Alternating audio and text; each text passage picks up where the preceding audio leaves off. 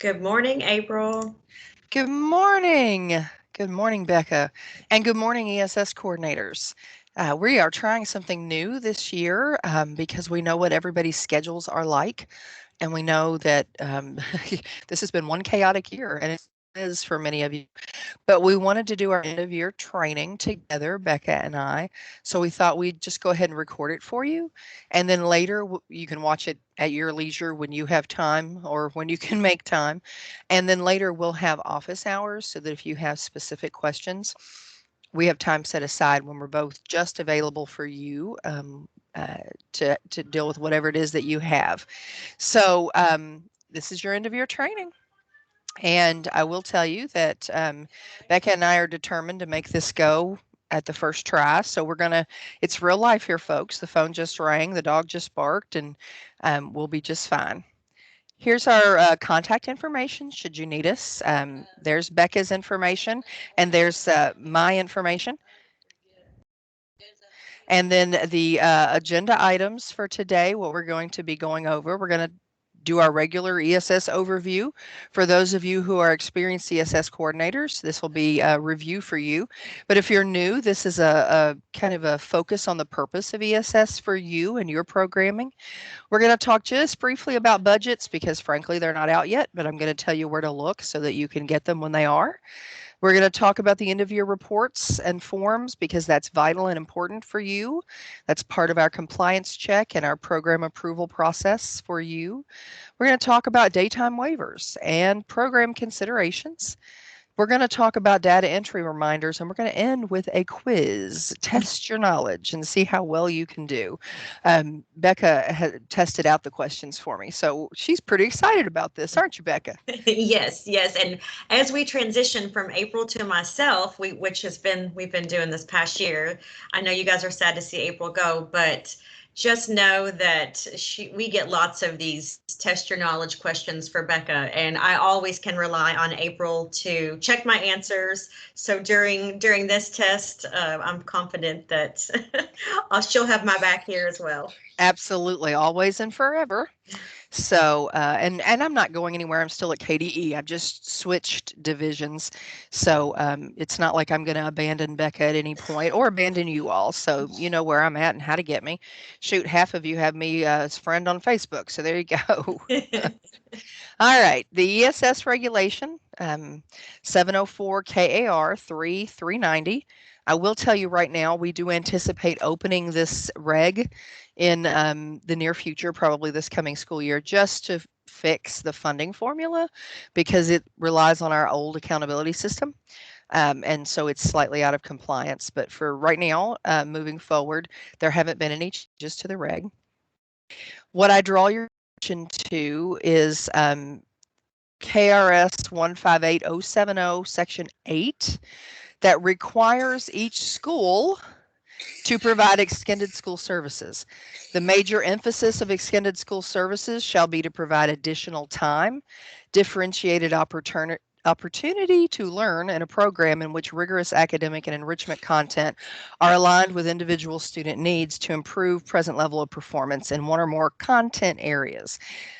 Priority for ESS services, and this is important because this is probably, I don't know, 10% of the questions I get. But the priority for ESS services is placed on designing and delivering services to students at academic risk. Academic connection is necessary. So many of you will call about behavioral interventions and can you address those in ESS? You can, but there has to be an academic connection first. So if a student is struggling in math and behavior, has some behavior issues because maybe of that academic struggle, right? Maybe they want to act out because they don't understand the content.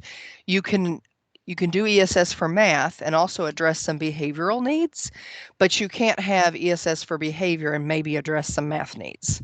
So that's the difference there. The primary focus is on the content area. Keep in mind that we have a four-pronged test for ESS services. In order to qualify for ESS, it has to meet one of A through D. So it either helps the student progress from grade to grade at grade level, or it helps them exit elementary ready for middle, or it helps them exit middle ready for high school, or it helps them exit high school ready to meet academic expectations at a post-secondary education or in the workplace with an emphasis on literacy and math.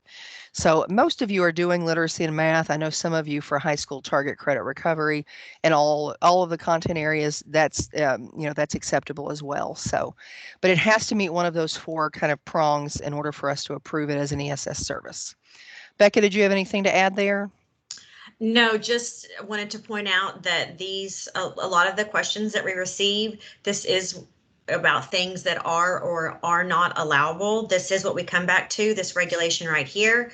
And if an argument or a case can be made that the type of services you're interested in providing meet A, B, C, or D, then the most likely the answer to the question will be yes. Most recently, I think we had a question about hiring a speech language pathologist to provide services for ESS. That's a sticky wicket area because it really depends on the intent there. If the SLP is going to be doing speech services as part of compensatory ed, that's going to be an issue with doing it during ESS because ESS is offered to all students. Compensatory ed should be offered at a time when it isn't for all students, because then students with IEPs who need speech language services would be missing their opportunity at regular ESS. So, that's a whole nother discussion to be had with the IDEA folks. But if you are working on reading as the content area because a student is struggling in, let's say, third grade reading, because of some speech needs, then you could absolutely contract with an SLP to provide some services for the student as you work with them in reading. That's a different scenario, but that was probably the most recent question I think we got, Becca. All right, budget questions abound. You all always want to know, how much do I have? How much do I have? And I get that because you can't plan services without knowing.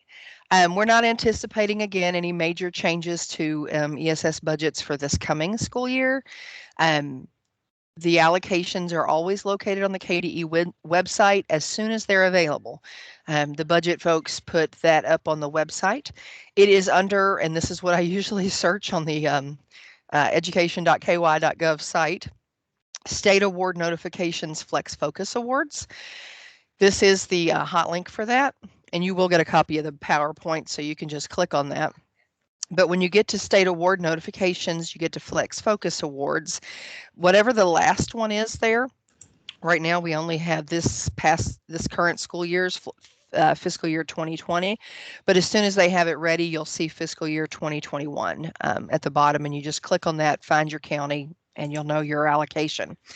Keep in mind that ESS is a month grant. The funds are allocated by September 30th, and they should be expended by December 30th. All right. Some of you have carryover funds from last year, and that carryover was allowed due to COVID circumstances. The oldest funds need to be used up, and this school year's needs to be used up by December 30th. If you have, let me think, this is 2021. If you have 1920 funds still carried forward, you need to get them expended like yesterday, as soon as possible. Submissions of reports.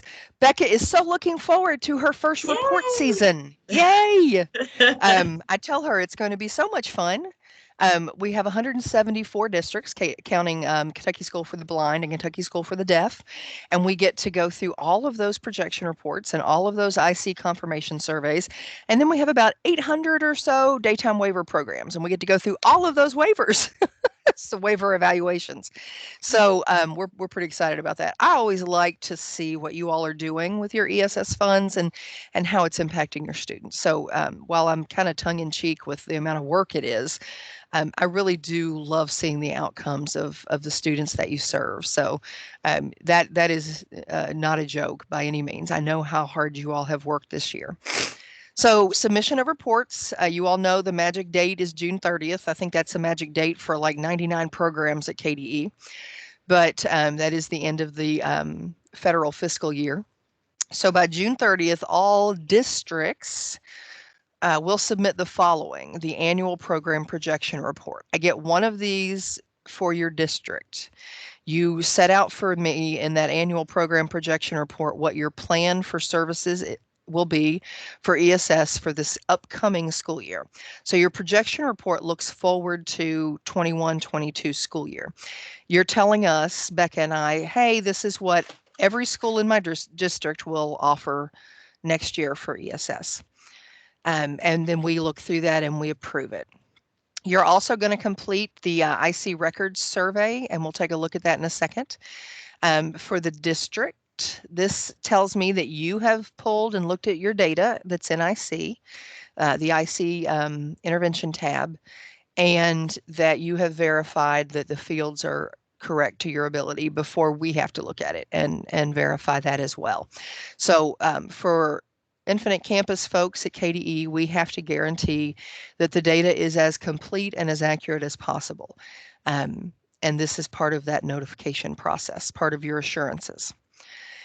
September 30th is the magic date to have your summer school ESS data in the tab. So we understand that some summer school programs are early and some are late. We generally look at those as recovery and then quick start.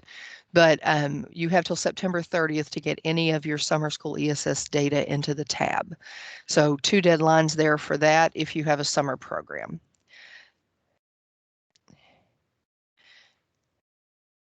Also, June 30th, the daytime waiver evaluation reports are due. If you have an active daytime waiver in a school, regardless of whether they used it this year or not, then you need to complete, or they need to complete, a daytime waiver evaluation report. That evaluation report goes to you so that you can review it and ensure that it's correct as possible. And then that is uploaded, and we'll talk about the upload process in a minute, but that's submitted to KDE through the upload process. If you have a school that wants a new daytime waiver for this coming school year, keep in mind these don't have a firm deadline. These are on a revolving calendar. They can submit a new daytime waiver request anytime they want to, but if they know already they want one for next year, they can go ahead and complete that, submit it to you, you review it, you upload it to us. Last year we had a little issue. We had some schools that were new to the daytime waiver process, and they thought they had to complete the entire new waiver request form, that really lengthy form, every year. That is not the case. Once they have submitted it one time, and Becca has approved it, and you've gotten your notification from the commissioner, they just complete the evaluation report to continue the program. They don't have to complete a whole new waiver request all over again. Not unless they're making some major changes to their programming. If they originally wrote it, for instance, and they were going to target K5 reading, but now they want to target K5 math, that would be a big switch. So they probably would need a new waiver for that. But if they're just tweaking and maybe decided that kindergarten doesn't really need the ESS programming, they're just going to target 1 through 5 in reading, and their original waiver request was for K5 reading, you wouldn't need to rewrite for that. Just put it on the waiver evaluation report. Hey, we've decided that our kindergartners are getting plenty of intervention and differentiation within the classroom. We really don't need to service them in ESS. So we're going to focus on 1 through 5. No big deal. If you have any questions about that, let us know. But I'm just trying to save you some work, because that new waiver request is like at least 4 pages long. The evaluation report is 1.5. So it's a big difference. April? Yep. Let's emphasize here that if you do not check the box that lets us know that that daytime waiver is going to carry over into the next year, we're going to close out that program. And so we'll assume that there is no daytime program in your district. Yes, at the end of the evaluation report, there's a question that says, does the school wish to continue the daytime waiver in the upcoming school year? Many times we're finding that they overlook that. They don't answer anything. They don't check the yes or the no. If nothing is checked, then we're going to assume, because we have to make a decision, that they do not want to continue, and we're going to close that program. So that is one thing you definitely want to check before you submit those, that they have indicated whether or not they're going to be continuing.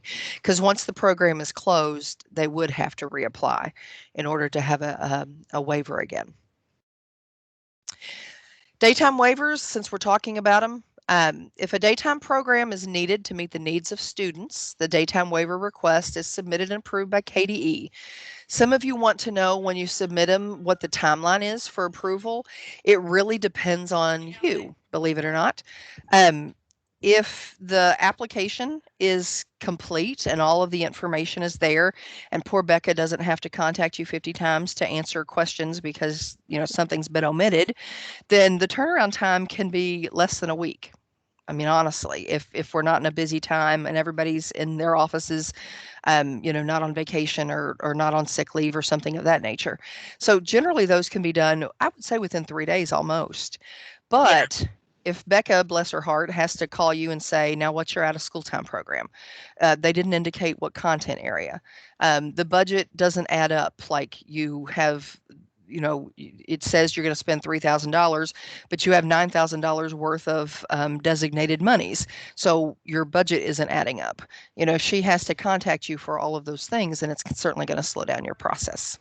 Or if there are no signatures, and keep in mind with a lot of services being offered virtually right now, we are allowing for digital, like electronic signatures on that daytime waiver. But if you fill it out and you're very careful and very thorough and make sure that all the fields have been addressed, then most likely it is going to take 3 to 4, a full week tops to get that approved, sent to the commissioner's office so that you can be notified that your program has been accepted. Keep in mind, and this has not changed, it hasn't changed since the inception of daytime waivers, an out-of-school time ESS component is still required. You can't just provide daytime waiver. You have to have that out-of-school component too. Could be before school, after school, summer school, evening school, Saturday school. It can be during, All a of the break. schools. So, intercession, it can be during intercession, but it has to be some kind of component for out of school. My warning for those of you that are like, oh, no problem, we're going to have summer school. We ran into a lot of issues last summer because folks were counting on, oh, we'll just have summer school. COVID issues, COVID related, concerns. And some of you canceled your summer school and found you didn't have an out of school ESS component all of a sudden. So then you had to scramble to go back to add virtual, and it was kind of messy. So I'm just going to warn you about that. If you're counting on summer school, you might want to back up. Make a plan B. Make a plan B. So it's always, always wise. Keep in mind, yet again, there's no deadline for the new waiver applications. If they decide in March they want one, they can have one. If they decide in August they want one, they can have one, because these are on an open calendar. They're based on need. All right, Becca. Becca has been working hard at making SharePoint user-friendly. We all have kind of put up with this as a necessary evil. We knew there were some glitches, and you'd put your name in and it wouldn't recognize you, and you'd try to get your district in there and it'd pull up another district. Bless Harrison County's heart, it was the default there for a while, and if you couldn't get your district, Harrison County would pop up. So they were getting credit for a whole lot of stuff on their end that we were able to go in and fix, but you all had that glitch that you were having difficulty with. So there are new workflows, and I'm going to pull that up here in just a second so you can see it. It won't look a whole lot different on your end, and Becca has put in some helps there for you. But the new workflows are to simplify the submission of and approval of new waiver requests, program evaluations, projection reports, and the new IC survey confirmations. All right. The daytime waiver request workflow is complete, and there's hot links here for you so that you can get to it. There's a video uploading your daytime waiver request. There's an example form and an informational PowerPoint. So you can get to those. The actual SharePoint site is here on the bottom. This is where you'll need to go. If you click on that and it tells you you don't have access, you need to email Rebecca immediately, and she can grant you access. And again, that takes maybe 24 hours. Oh yeah, not even. Here is the SharePoint site. Let me make it a little bigger because, I can't see it. And for those of you that are wishing like that you have a video like a how-to that Dun, explains, dun, dun, dun. yes, that explains how to upload these forms and reports that we require.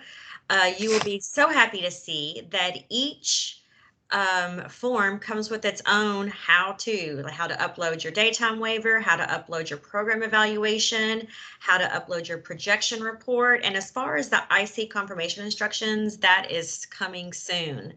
But I'll those show you that in a minute. videos are ready to go. Yeah, you can open them up and it will lead you through the steps specifically designed for each report. And if after you watch that report, you still have questions or you still have hiccups, my contact information is at the bottom. It is right there.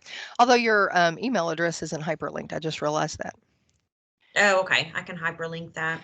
It's my email address is a little long, so I'll hyperlink. All of ours are. I noticed how to combine files into a single PDF. Last year we had two scenarios that complicated things for us. Some of you, when you were submitting documents, you uploaded each page as its own PDF. So, you might have had a daytime waiver evaluation that was, let's say you were a little wordy, so maybe it was 2.5 pages long. Well, the first page was a document, the second page was a document, the third half page was a document. So that's there to show you how to combine those all into one. What you cannot combine all into one are your schools. Several of you last year uploaded all of your schools' daytime waiver as one document. So when I opened it, I had 8 schools. I had like a 30-page document. You can't upload them that way because we approve them by school.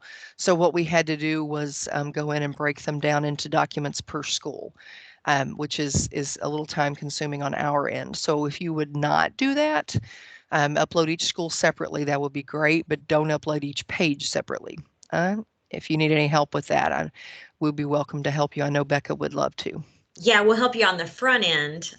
But yeah, when it comes to getting in there and breaking up those applications into by school, we won't be able to offer that service this year. So if you do have questions, let's front load that work and contact us on the front end of that. So that by the time you get to the point where you upload those requests, everything's ready to go and in the form that it needs to be in. All right. Now the IC confirmation instructions, that's right here, IC confirmation list, survey list. It looks very similar to last year. In order to access the survey, you hit new. And it's not something you upload, it's just something you complete right here on the screen. This is your last chance at looking at the data and catching any issues that you have. It's IC confirmation. You don't have to change that top line. Your title, school district, school year. This is for this year that we're in, so it's 2021. Your name, whoever your IC data entry contact person is, your cases point of contact, and then is your data entered. If you have no one here, we're automatically going to have a problem. So hopefully the answer is yes. Has each school entered their ESS data into IC? Each school in your district. And that includes, A5, A6 programming. Have you checked that there are no blanks? Yes. Have you checked that there's no missing dates? Yes. Have you checked that the content areas are selected? Yes. So, that's how you answer this survey. At the end here, if you have any personnel changes, if you're, retiring or you're suddenly going to become a millionaire and no longer need your job, then, you're welcome to tell us that there. We'll be quite envious. And, or if your case's point of contact is changing, anything like that, feel free to write that right there. I'm not sure what you would need to upload as attachments. Last year, a few of you uploaded your actual whole district poll. You don't have to do that because we'll do that on our end. We'll go into IC and pull reports ourselves. But if you had a question or something, sometimes that was helpful because you would say, C, column C, line 242, I'm not exactly sure what to do about this. And that's fine. I mean, if that's something you need to do. But otherwise, I'm not sure why you would need attachments, but it's good that it's there just in case. And then you hit save and it submits it into the system. I'm not going to hit save because then we'd have yet another pending one here because these are ones that we've been playing with just to make sure everything works. So there is that. Back to the IC page here. Again, in case you have any questions. All right. And we do have a new ESS site. This is a new site. So if you have bookmarked the ESS SharePoint site, you'll want to update that bookmark. April, go ahead and click on home at the top. Underneath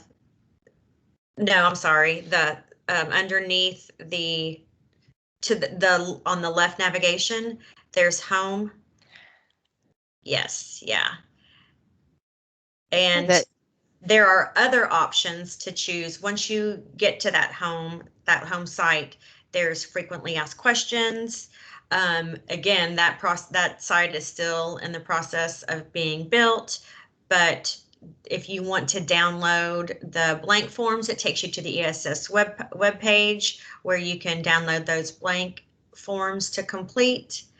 I also did move the vendor list to this page. April, did I?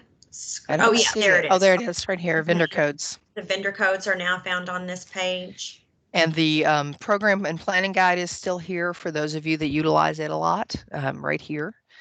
And it also need to update it, but it's super helpful. Yes. Yeah. I think the last time we updated that was probably about 6 years ago. So yes, we probably do. The information hasn't changed, but some of the names, content, in terms of it may still say like Division of Learning Services, which is no longer because we're now OSEAL, but some of those things may have changed, but the information is still good. It also hyperlinks the two big pieces of legislation. I know some of you will use this particular webinar to train your staff, which is a great idea. So it kind of gives you an opportunity to show them where all of those things are housed. And then go back. Yeah, there you go. And then those links will take you to each of the subsites where you can begin your workflow if you want to upload a new waiver request or program evaluation or projection report. Oh, good. If you hit that submit, I just realized this. If you go, here, submit new IC confirmation, instead of here, you don't even have to hit the little plus sign. It just opens up a new one for you. It does. So that's cool. Yeah, and that's the only one that we don't have a video for, and that's why we included the how-to in this recording. But for all of the other submissions, remember, just click on the Learn How to Use This Site button, and you'll find specific videos for those reports and evaluations there. There you go. All right, going back to the, there we go. Back to the PowerPoint here. All right, high priority concerns. So why do we make a point of going through this every year with you all and doing the big reminders and telling you, make sure your data is correct, make sure your forms are correct, make sure your submissions are correct. There's a huge reason for that. And, this was a particularly, I don't know exactly what adjective I want, difficult maybe, legislative year. And whenever they are very challenging legislative year. Yes, there you go. ESS is almost always on the chopping block, and we've certainly felt that in the past with budget cuts to ESS. And we have to defend, to the best of our ability. You all have done it more than I have probably this year. That the program, the ESS programs are vital and important. It's where you're providing, it's a funding source for providing interventions, that it's, vital and necessary to your students for them to meet those academic goals, those big four in the legislation. You have to be in compliance to receive funding, and we have to be in compliance across the board in order to keep receiving funding. This is ESS is a general budget allotment. So, we want to keep being able to show that we're in compliance, we're using it correctly, that we're providing those services, that it's helping our students. And you guys do that in your reporting and your data. So that's why we're so often reminding you about that. All right, Yeah, this is the keep that up. best way to protect your funds. So Yes. that's why we are so serious about it, is that this is a vital way to protect your funds. So what are some big barriers, some big red flags to program reporting? If there's no documentation of ESS services being provided by a school or district, that's huge. And it can hold up your next ESS allotment because you're out of compliance. So that documentation is in the IC intervention tab. By school, each school has students that they are serving, and there's a reasonable number of students being served. Last year, I had to call a few of you because you had schools that only had 2 or 3 records, but yet they received, a couple several $1,000s. And so we had to talk about that. And what you realized was that they just hadn't entered the records yet. So, those are things that we try to check, but you should check often. Certainly start checking in early June before those folks are out on the beach somewhere and can't enter those records for you. I wish we were out on the beach somewhere, right? The other big, huge red flag, there's no out of school time program when a daytime waiver program is in place. We get a lot of legislative pushback about the daytime waivers. There's some conversation out there amongst the legislators and some of the lobbyists that this is more of the same and the money's not being used wisely. I know that it is. I know what you're doing with it because I talk to you and we problem solve and I spend a lot of time helping you with your programming. That they don't know that. They only know what you put on paper. So, those reports are open records. They can look at those at any time.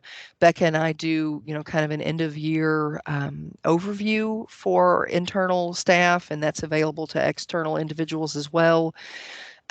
So what you put on paper matters, even if you think it doesn't, it really does. So keep that in mind. And then finally, late and or missing data or reports. When I have to tell, the higher ups that I'm still waiting on 5 districts and it's November, to get me their program projection reports or to get me their, waiver evaluation reports, that's a flag, and it can hold up your funding, it can hold up your programming. So, let's be timely and let's be accurate as much as possible so that we can continue to show the importance of the program. And finally, data everywhere. Y'all know I was an English teacher way back then, but is it correct? And it really does need to be correct to the best of your ability. Hence the IC confirmation survey list. We're asking you to take a look at that before we take a look at that because the more eyes that have reviewed it, the better. Anything there, Becca? Not that I can think of, just to stress again that this is probably one of the most important slides to have a conversation about with your staff because if something is not done correctly, if something is not documented appropriately, then the impacts can be felt in a significant way. So Yes. definitely have a conversation with your staff about this slide. One of my first principal that hired me that I worked under said multiple times to us in faculty meetings, if it's not documented, it didn't happen. It didn't happen, right? So that's we want to document those things, the good, the bad, the ugly, how we're going to improve it, whatever. But we definitely want to document that. All right. All right, real quick, we're going to talk about the intervention tab. We're not going to spend a whole lot of time on this, but those of you that are new ESS coordinators, if you have you're a new state ESS coordinator. That's a whole nother ball of wax. But yes, if you have any questions, let me know. But I promise you it's not as hard as it seems at first. I promise. So how do I enter a record into the intervention tab? Well, we have the data standards that can help you, and Becca has so kindly hyperlinked those so you can find them easily. And for additional resources on the intervention tab, there's a whole page dedicated to that, including, I think, a little video. It's a little dated, but it's still valuable information, and it goes through the tab and putting things in the tab. This is the required information. Once you open a new student record, and I didn't prepare to do that for you today to show you, but once you're in IC, once you're under the PLP tab, you'll see the intervention tab, and it goes under the student. So you find the student that you want, and then you start a new tab because it's tied to the student. So you do the start date, the tier status, and I get a lot of questions about this. Is it tier 1? Is it tier 2? Is it tier 3? I really can't answer that for you because it depends on where that intervention fits in the school's intervention programming. With ESS, it could be tier 1. It could be a student, for instance, who has been in the hospital for 2 weeks and has come back to school and is very behind and needs help catching up just in the regular just on the regular track of the classroom. Well, that would be tier 1.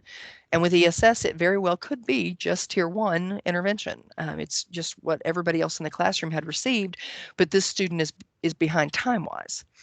It could be tier 2. It could be that the teacher has conducted a unit and the student just didn't get all of the skills in that unit and needs a little extra help with just that unit's skills in order to solidify that learning. And it could very well be tier 3 if they're using ESS for students who are a grade level behind in reading, half a grade level behind in math. It's more than just one unit. It's more than just, a couple of concepts or, a major skill. So it really depends on the school's programming and where that particular service fits. And they could be providing tier 1 and tier 2. In which case, since it's a student record, you can indicate that as well. The intervention type will be ESS because that's what you're entering, ESS records. Intervention content area, you'll just pick from that drop-down menu. One of you is going to email me and say, I thought you said we couldn't do behavior, but behavior is an option in the drop-down. It is, because I have districts who use the intervention tab for all of their intervention services in their district, and they're tracking behavior. But for ESS, because of the regulations, behavior should not be a primary focus. There should be a content area focus. Behavior would be a secondary. Intervention materials, that's where you indicate whether it's teacher developed, a vendor program. Usually those are the two we see. There may be, something else on the list. It could be a vendor provided service if you're using SREB material or something of that nature. But generally we see either teacher developed or vendor program. Materials code. If you're using a vendor program, you look at the coding list, find the 4-digit code and put it in. If you're using a program that's not on the list, then you let Becca know and she assigns it a code for you. It's that simple. Or you can use one of the category. If it's something that you're just going to use like 1 or 2 times, like you need a tier 3 for 2 students, and so you're going to pull this material from this program, but you don't plan to use that like school-wide, then there's always a default other code. If I'm remembering correctly, reading starts with a 2, so the default is 2222. Math, I think, starts with a 3, so the default's 3333. Look on the list, but I think those are right. The default is always the 4-digit of the same number. So the default for social studies, the default for science, those kinds of things. So if you're only going to use it, like I said, very sparingly, and it's not going to be used school-wide, then you can use the default. Intervention staff, that's certified, classified. There are a couple of other options in there. Peer tutor. So you indicate who's delivering that intervention. The location is on-site or off-site. During virtual learning, some of you may still be employing that particular technique. Off-site was often what you wanted to mark. And that's okay if it's through virtual means. I get that. We do have some programs where after school ESS is offered at a community center next to the school or a church next to the school. I can't remember which district it is, but they have a really neat reciprocal programming with a very large church just off the school campus onto the church campus. The church provides the snack and some activities, and the school staff provide the tutorial, the tutoring, the intervention time. So, those kind of collaborations do exist, and that's why that particular delivery location is there. Delivery method, that's in person, virtual, or blended. So however, that's working for you. Frequency and duration get to the dosage of the intervention. For ESS, how often it's offered. If you do ESS for 2 hours once a week, then that's, weekly 2 hours was what you would indicate. And the funding is if you're using something or collaborating with something in addition to or other than ESS. So if it's part of your ESS program plan, right, it's on the projection report, after school ESS, but you're using ESS to pay the teacher and you're using, I don't know, maybe Save the Children or 21st Century to provide the second teacher, you're collaborating with your funding, that's fine. You code them all because that's part of your programming. It's intended to be your ESS program. You're just being collaborative in your model, and that's fine. In the past, a couple of you've pushed back. You've said, but ESS is only providing for half of those students. And I've told you, if you truly feel that, then only code half the students. But keep in mind that that's all we're going to show in terms of ESS impact, which is fine. Just, make sure that you're as fair with that assessment as you possibly can be. All right. So when you open a record, these are all of the things that we know that you're going to have to fill in. By the end of the year or when the student exits the intervention, you have to close out the record. And to close out the record, you will have to end date it, indicate the student service result, and indicate the number of hours total that the student was served. And most of you have, your own tracking sheets for that. You have your attendance sheets. You have your, your staff time, records. So you can easily calculate those and enter those. So keep in mind when you start a tab and then when you close out the record or at the end of the year, then these things have to be completed. Becca, anything about that? No, just that we do check these throughout the year, and I might reach out to you and say, hey, just a reminder, there currently is no data.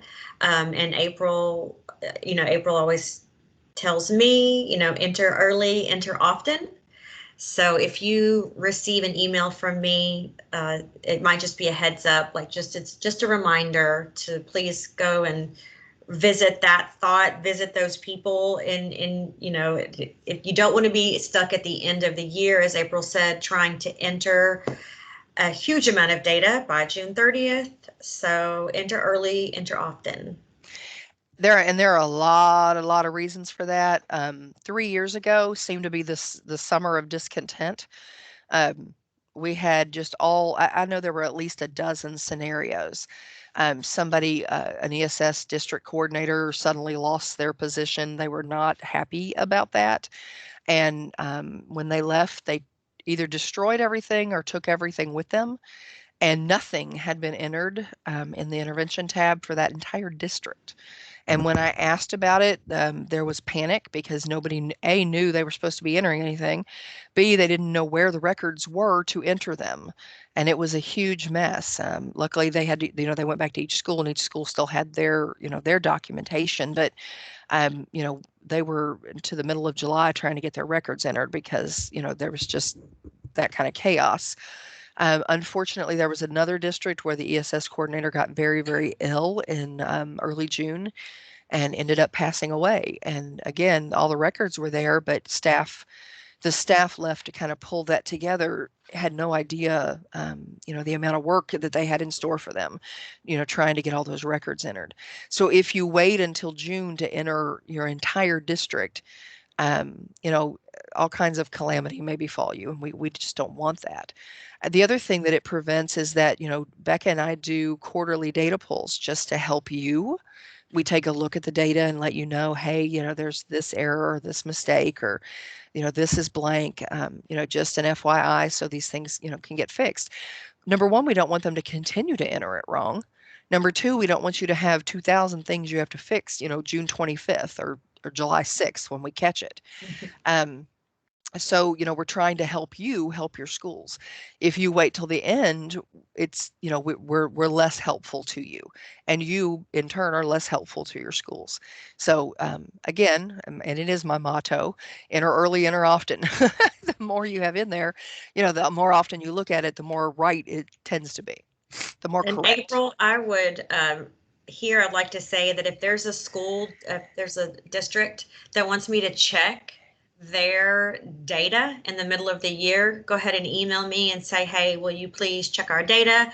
Then we can begin to have those conversations about just minor changes to make, just individualized and, conversation between us along the way. So if you ever want me to check your data, email me, and I do not mind at all. I generally enjoy those conversations that come forward from this type of data pool. Helps me learn as well. So thank you. Absolutely. Yes, absolutely. And you, of course, and we'll talk about that on the next slide, can pull your data at any time as well. This is just a screenshot of what that intervention tab field looks like.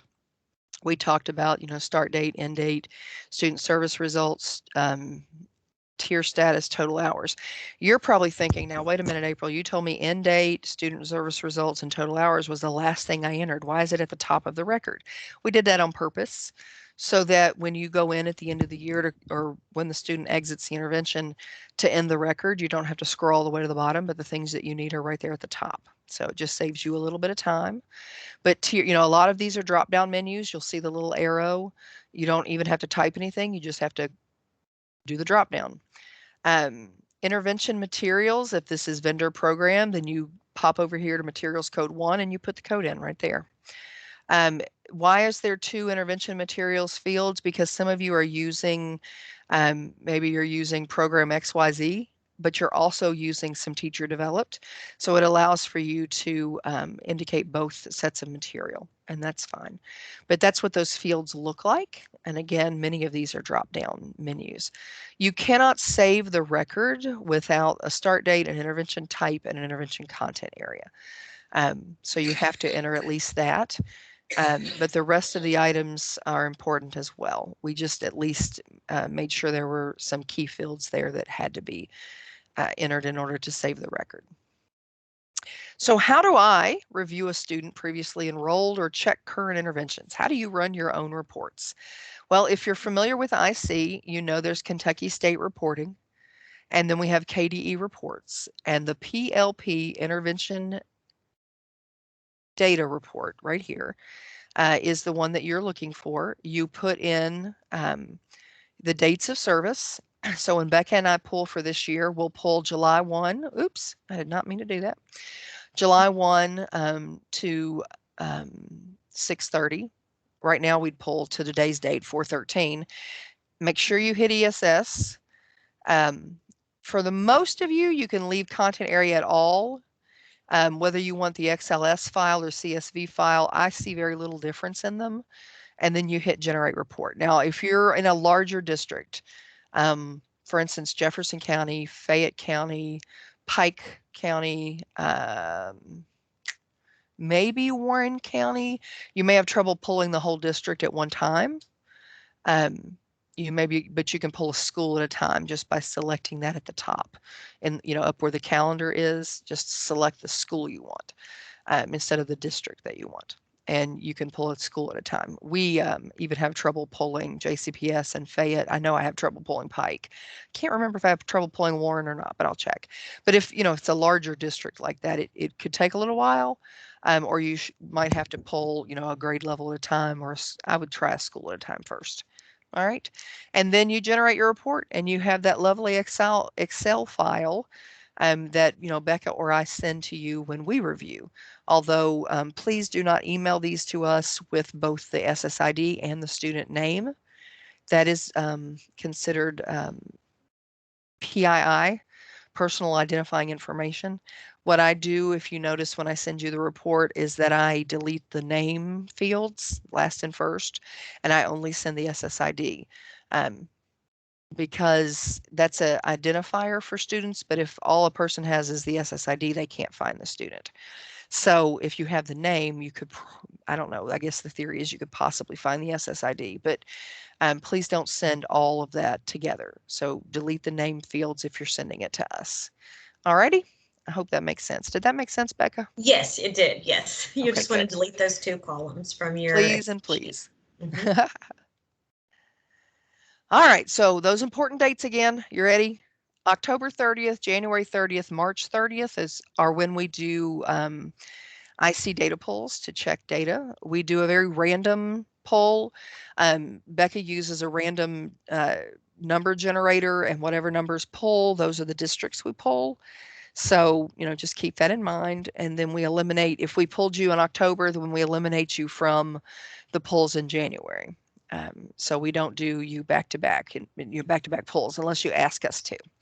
So keep that in mind. June 30th, all of your I can't say that word this morning. Apparently I need more. Regular year. Thank you. Thank you. It's always good to have a backup there. I need more caffeine. Regular year intervention data must be entered, dated, and finalized. September 30th, that's your ESS summer school data. All right. And then there's our pro tip again. ESS coordinators should double check their data for quality issues. Consider setting a regular reminder on your calendar. For instance, if you know we're going to pull October 30th, then maybe you want to pull October 1st. I don't know that you want to pull January 1st. You're still recovering from New Year's Eve, but maybe you pull January 10th, or maybe you pull December 15th, whatever it is that makes you happy. But it's just a thought, and you can ask your school coordinators to do the same thing. If you're going to check on October 1st, then ask them to check by September 25th. I'm just pulling random dates out of my head, but you can backtrack that to make sure that everybody has taken a look before we do, and that would get you more bang for your buck. Data entry reminders. Why are we being repetitive? It's that learning cycle. We're making sure to remind you of the most important things. All records must have an end date. Otherwise, the records should be end dated at the end of the year. So if it's not end dated when the student exits the intervention, at least end dated by the end of the year. New records should not be created each quarter for students continuing service. I think most of you have caught on to this one. I don't see it as much as I used to. For instance, for ESS, you would have one record for April Peeper for ESS, for math, for, let's say, September 15th through November 11th. And then you would have another record for me for ESS for math for the next quarter. And then you would have another record. You don't have to have a new record each quarter.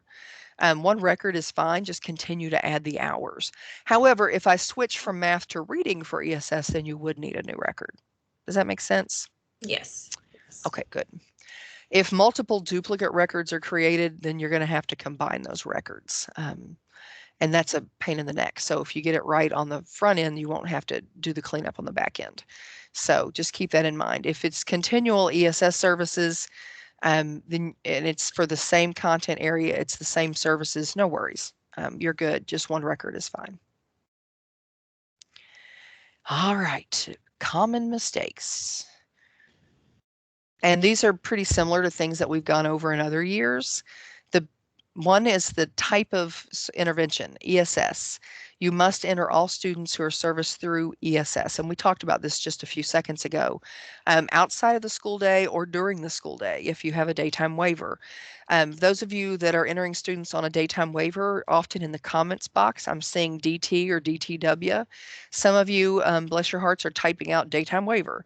That's okay too, but you're denoting that daytime waiver in the comments box, and that's much appreciated. This makes sure that anything that's intended to be part of your ESS plan, it's on your projection report. Those are the students that you're coding. Intervention materials. If you're using vendor program, you must use a vendor code. All right. If you can't find a code, then let Rebecca know. And if you use 7 other, again, if that's just for 1, 2, 3 students, you're not using it school-wide, that's fine. But let Becca know, or I think 7 Other has a comment box. You can just type in there what it is. So no big deal. All right, it's Becca's favorite time. Test your Woohoo! knowledge. This is a great one for you to use with your school staff, your school ESS staff, especially your school coordinators. I'll be really careful here to read the question and then pause so that you can, if you're showing this, you can pause the recording and have them kind of discuss it before you show them the answer. I'm going to try really hard not to reveal the answer before I'm going to even make the slide just a little bit bigger. And when you do pause, if you are using this as a professional learning opportunity, have those resources ready. Have the statute and the reg out, maybe the program planning guide, the SharePoint site. You could have that open, although I don't think we have any questions related to that. But just get those resources ready, and we'll begin our games. Dun, dun, dun, dun. You could even have a nice little prize for them, maybe a candy bar or I don't know, something. We can't give virtual prizes and we're not taping with you live. So I'll just have to give you a yay and a round of applause. Ready? Here we go. Question 1. I have a school with a daytime waiver. Do they still need an out of school time program as well? A, yes. B, no. C, it depends. Or D, I have no idea.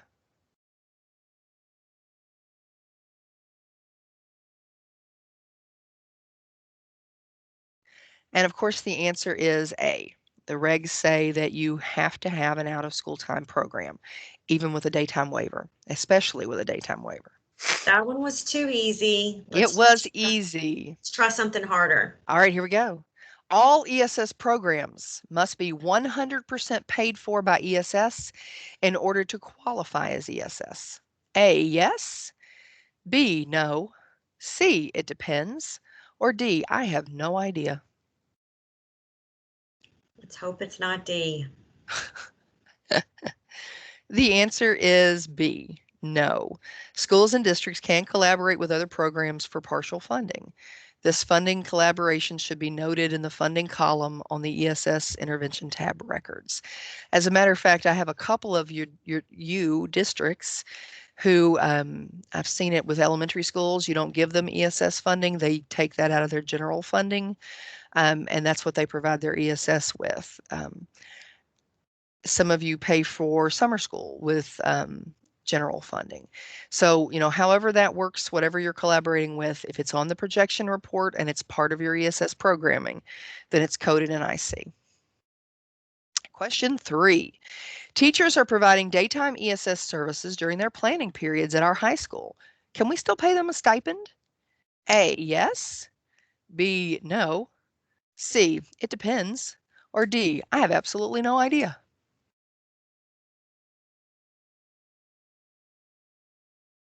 This one has some wiggle room. There's a little wiggle room. The answer is actually C, it depends. As the teacher's already paid for the planning period, the planning time would have to occur before or after school and be documented in order for the teacher to receive ESS pay. So it can be done, but the teacher would have to, whatever amount of time the planning period is, if it's 57 minutes, if it's an hour and 26 minutes, they would have to document that time before or after school, and then you can pay them the stipend. Question 4. We would like to purchase 100 site licenses for this amazing program. We will use it some in ESS, but it will be used for a credit recovery class 5 periods a day. This is okay, yes? A, yes. B, no. C, it depends. Or D, I have no idea. I know Becca knows the answer. I do. It is not okay. It is not okay. In order to be purchased with ESS funds, it should primarily be used for ESS programs and services. Just because it has a residual use for ESS does not fit that requirement. Now, if you purchase this amazing program for ESS and it will be used occasionally in credit recovery classes, then that would be okay. So the primary goal of the program needs to be that it's going to serve ESS students. That's serve your ESS program. Question 5. We're halfway there. Ready? On the following slide, examine the bottom section of an ESS program projection report. What's the issue? Oh, Here's the slide. This one took me a minute. I'm going to leave lots of time here.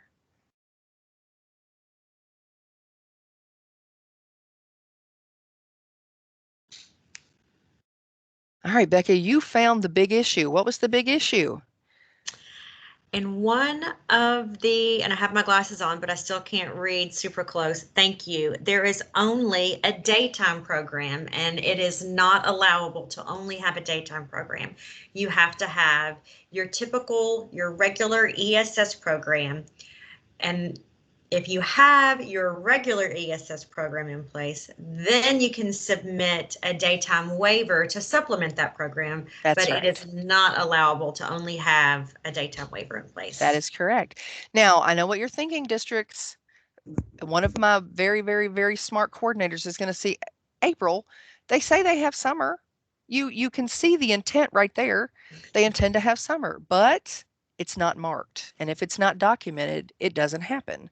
So it needs to be marked. And besides that, is it late summer school or early summer school? I don't know. You're going to have to tell me. And I realize our dates up here are older. This is an older cut and paste, but ignore that part and just assume that's for this year. Okay, so it needs to be indicated on the actual field itself. I'm very smart and I can read into that, but for compliance sake, I need it to flow like it's supposed to. And she's also transitioning the work to me, and where she is very knowledgeable about these kinds of things, I am not. So that's probably not something that I would catch right away. So you have to consider that as well. Question 6. Is it okay to utilize the IC tab for behavior interventions as well as ESS reading math interventions? So catch the language there. And the answers are A, yes, B, no, C, it depends, or D, I have no idea. And this is a trick question. I'm going to tell you right now. It's the first 3 words of the question. Is it okay? Is it okay? Is it okay to utilize the IC tab for behavior interventions? But the second part is clarifying ESS reading and math interventions.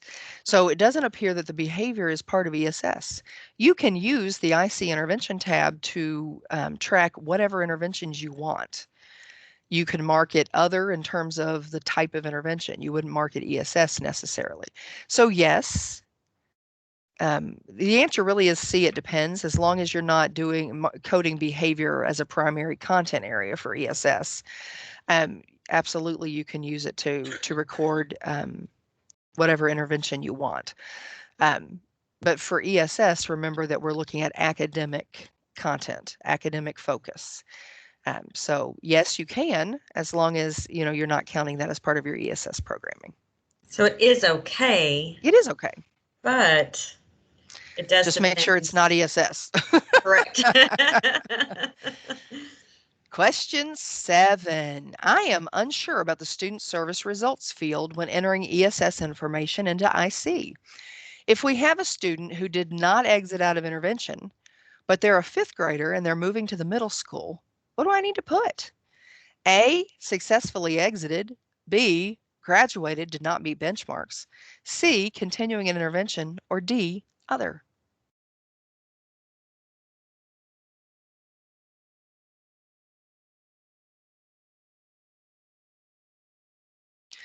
Now, I'll tell you that this comes up quite a bit because we do have kind of graduation ceremonies at the elementary moving to the middle and at the middle moving to the high.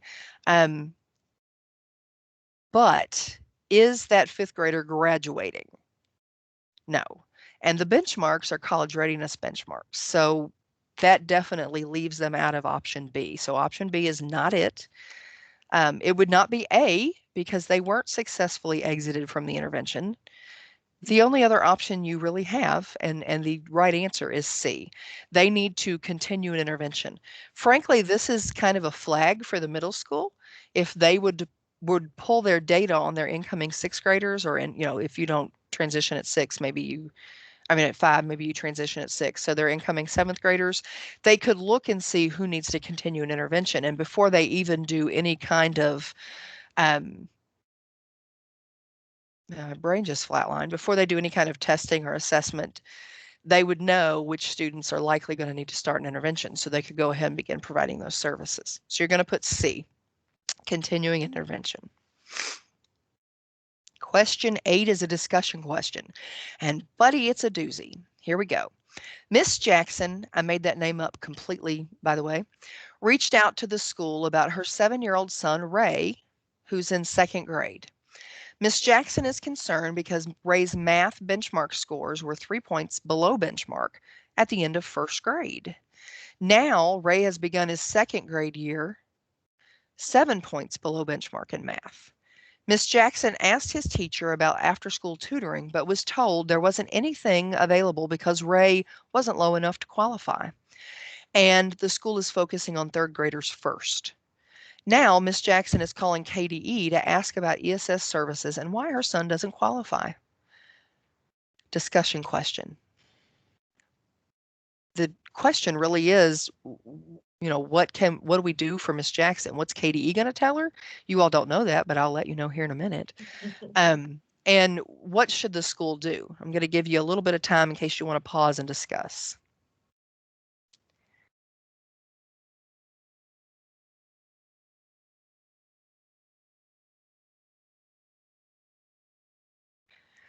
Let's talk about from the school perspective.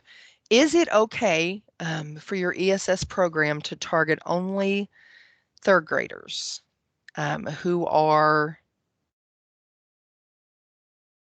low enough to qualify? I'm not exactly sure what your criteria is for that, but let's say you're looking for somebody 10 points below benchmark and only 3rd graders. Is that feasible for your ESS school-wide program? Probably not. That's a pretty narrow focus. Let's think equity and access there. Unless you have other intervention services to provide for Ray, and you very well may have that. ESS might be part of your intervention continuum. So maybe students who are 10 points below or further get ESS, but those students within those 10 points get tier 2 services during the day, during part of your regular part of your regular intervention programming. There we go, not ESS. And in which case you could explain that to Miss Jackson. He's already receiving services during our intervention time. During the school day to help work on this. That would probably be sufficient enough to make her feel secure in the knowledge that her son is getting the assistance that he needs. But if you tell him, I'm sorry, there's nothing for you at all, we're not offering anything for him, then that's going to be a huge equity access issue. So that's something to think about. If you are too narrow in selecting your ESS services and you don't have anything else to offer, that's a real issue. Now, the second part of the question is, what is KDE going to say? Well, KDE is going to pull your projection report, I can tell you right now, and look and see what it is that school is offering, and let Miss Jackson know what you've indicated is available at the school. And we're also going to suggest that she speak with the school coordinator, ESS coordinator, or the district ESS coordinator. And so we're going to refer them to you all. So that you can speak with her and ascertain what kind of services can be provided for her son. At the heart of it, she wants help for her son. She doesn't want him to get any further behind. So our hope is that you would work with her and work with Ray in order to address the issue there. Becca, anything to add? No, just when you are speaking with families, make sure that you're thinking about all of the services that you are providing. Just because, as April said, Ray is receiving services that just wasn't appropriately communicated to Ray's family. So There are services available. These are common questions for us. We do get calls from parents quite often. I would say at least maybe one or two a week. And generally, like I said, what I do is I look at the projection report, tell them what the plan was, and refer them to the school, usually the principal or the counselor, because I don't always know who the school ESS coordinator is, or I refer them to the district ESS coordinator. So we do encourage them to speak with you all, um, very much so. All right. All right, question 9. XYZ High School did not plan for summer school ESS program at the beginning of the summer on their ESS program projection report. Now, in April, as a result of academic learning concerns due to virtual learning, they'd like to add one. Is it too late? A, yes. B, no. C, it depends. Or D, I have no idea.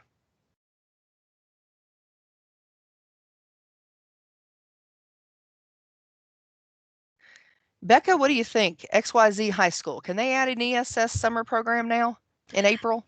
Yes, they can. Woohoo! Now's the Yes, you perfect can. time to add a summer program. All they However, need to do is they need to update their program projection report. So they need to let us know, update their program projection report, and everything's good to go. They can provide those services to those little darlings, and everybody's happy. document, document, document. You just So need to update us. that's right. Update your There we go. documents. Question 10, and this is our last one. And you guys know how very creative I am in naming things like, XYZ High School, and now we have 123 Elementary School. Has decided to focus their ESS daytime waiver program on reading only, no math for their students. They are not providing ESS services to students with an IEP because they receive extra assistance anyway.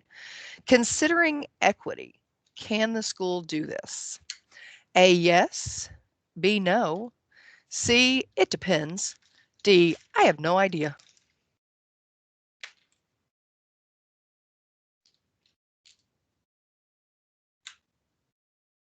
So the question is it equitable? Can the school do this if we think about equity and access? And the answer is B. No, you can't. If these are services provided through ESS for any student who's struggling in reading, you can't exclude exceptional children if they too are struggling in reading. Now, it's an ARC conversation and an ARC decision in terms of it, whether or not the IEP addressing the goals addressing the reading deficit. I hate that word, but I can't think of another one. The reading struggles are adequately met with the SDI and the extra services that they're receiving by the exceptional child teacher, by the special education teacher, or whether or not ESS could also add additional supports. That really is an ARC discussion. The ESS coordinator could certainly be part of that discussion, or the ESS teacher, but you can't automatically exclude exceptional children simply because they're exceptional children and they have an IEP. So you're going to want to be really careful about that.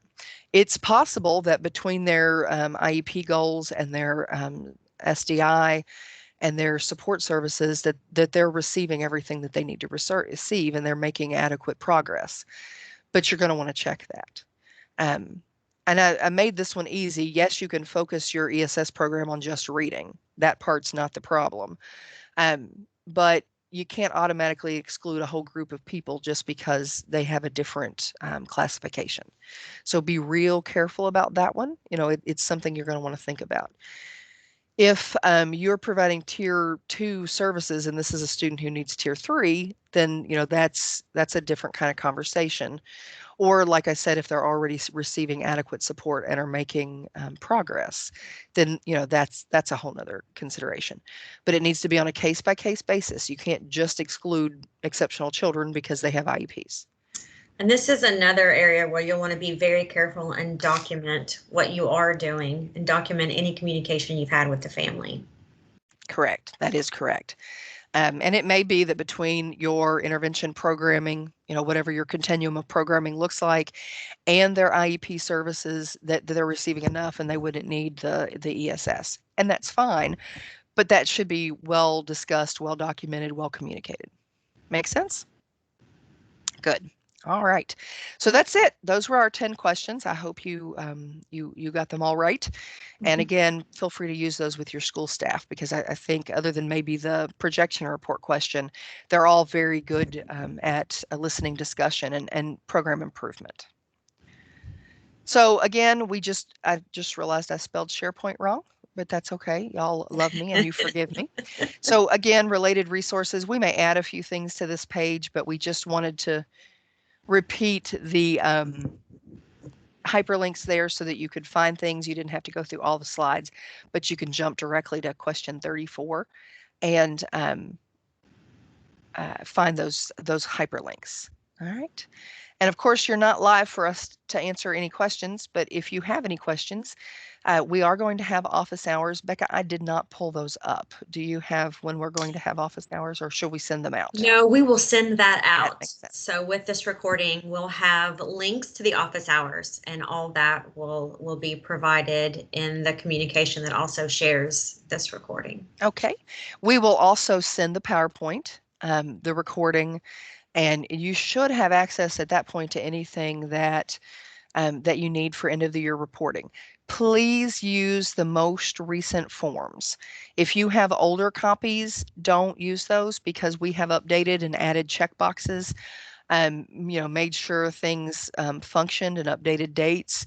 So please use the most up-to-date version of the forms that are posted on the KDE website. And if you have any trouble with that, let Becca know. These are user-friendly forms. In other words, you can type right in them. You don't need to print them and write on them. You can type right in them, save them, and upload them fairly easily. Again, some of them, like the ESS daytime waiver program evaluation form, your school staff can pull that up, fill it out, send it to you. You can sign off on it. You can upload it. So it makes it real simple to pass around. Whether it's a PDF or a Word document, when you upload it, doesn't really matter to us. But if you want to lock it as a PDF before you upload it, I completely understand that too.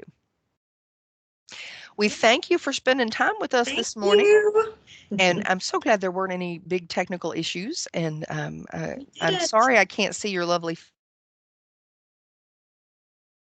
faces for officers, and we'll get a chance to see you then. Thank you.